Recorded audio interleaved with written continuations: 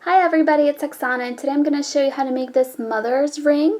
And basically what it is it's a ring that has lots of different colored crystals in it, or gemstones that represent birthstones, so birthdays of the mother and the children. So you can do this with a different number of stones. You would just have less of these little loops going around. You can definitely, just skip one of these. If you have three, kind of just centered like one of these more in the center. But the central one could be like the mother's birthstone, and then the outer ones could be the children's birthstones. So if you want to see how to make this ring, then just keep watching. So I have two pieces of my base wire, which is 20 gauge. It's like the silver colored one from Zebra Wire. And then my weaving wire is 28 gauge, and it's this artistic wire, silver plated one. And so I'm giving myself maybe like 2 inches here. I'm holding it.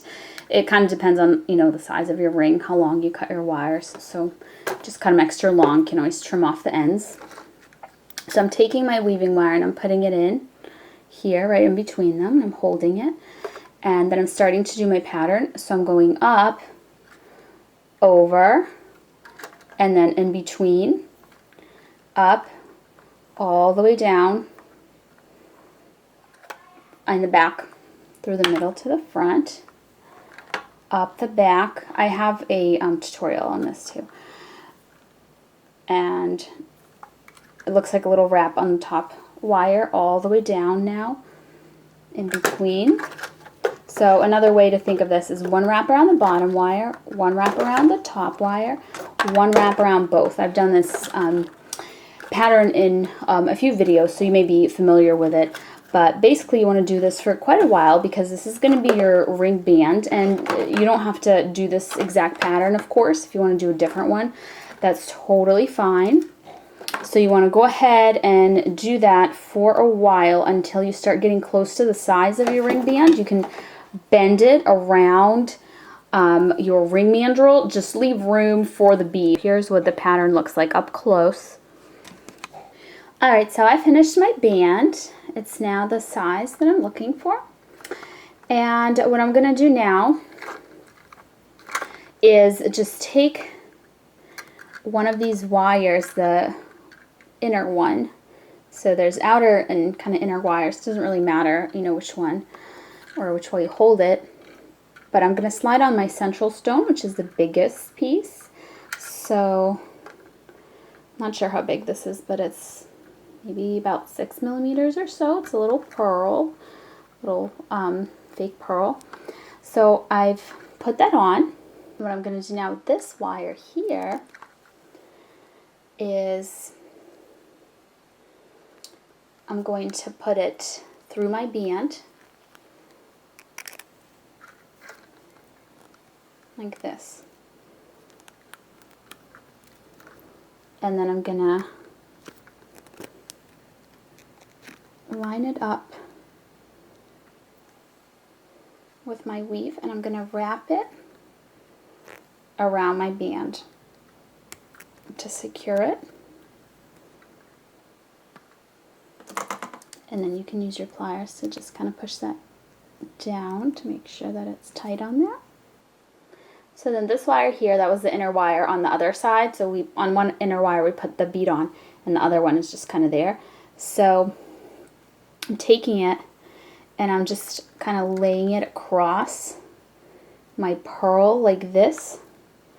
And then I'm taking it on the other side and I'm putting it around my band also. And I'm using my pliers here to get that nice and tight.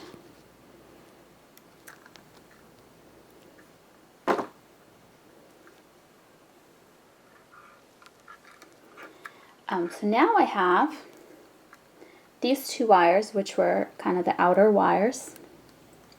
And what I'm going to do is I'm going to take one of my little tiny beads, this little bicon crystal, maybe like 3 or 4 millimeters big. So I'm sliding that on. And what I'm doing after I slide it on is I'm taking my wire and I'm kind of wrapping it around the crystal like this.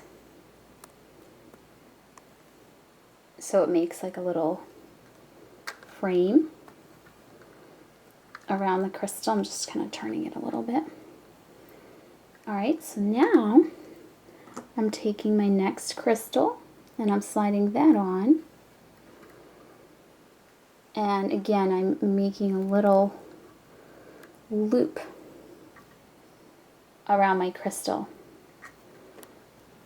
And then I'm taking my wire, the little end here, and I want that to go through the band, but I want it to go underneath here, like this.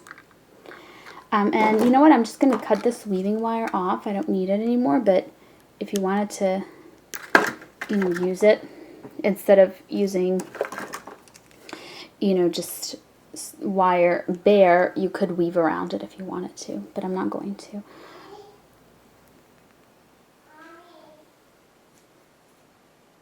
So now I'm taking it, I'm tightening it up, and I'm putting it around my band here.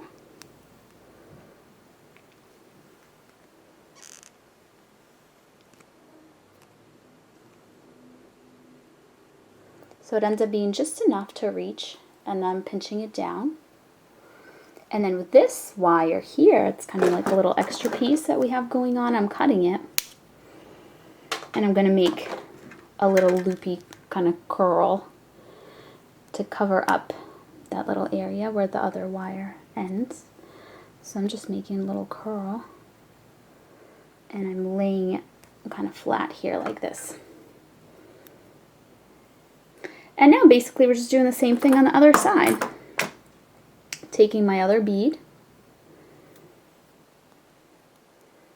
sliding that on, wrapping my wire around it, bending it so that it's going in this direction, putting another bead on, wrapping the wire around it again,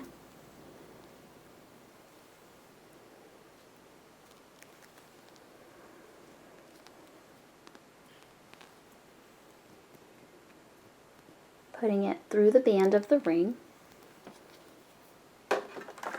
taking my pliers, grabbing that little end of the wire,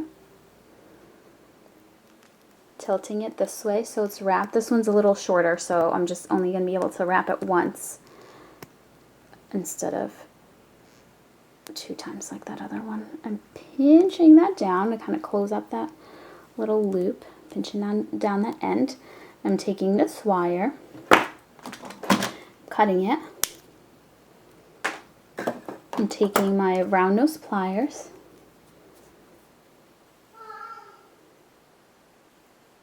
and I'm making a loop to cover that little area up there, cover up that little wire end.